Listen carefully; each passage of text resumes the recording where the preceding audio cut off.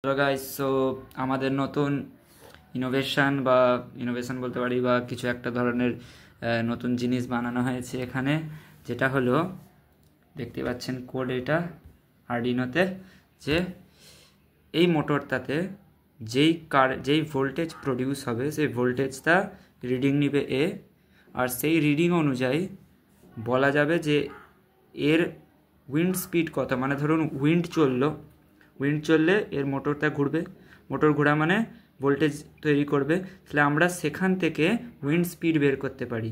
তাহলে আমরা বলতে গেলে এক ধরনের অ্যানিমোমিটার বানিয়েছি যেটা উইন্ড স্পিড বলবে। তো একটা পরীক্ষা করে দেখা যাক।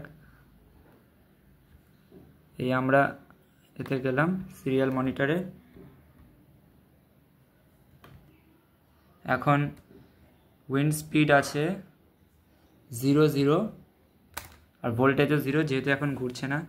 যখনই আমি এটাকে ঘোরাবো তখনই দেখতে পাচ্ছেন একটা ভোল্টেজ তৈরি হচ্ছে আর তার সঙ্গে উইন্ড স্পিডও একটা আসছে। তো এটাই হলো আমাদের নতুন ক্রিয়েশন। Thank you.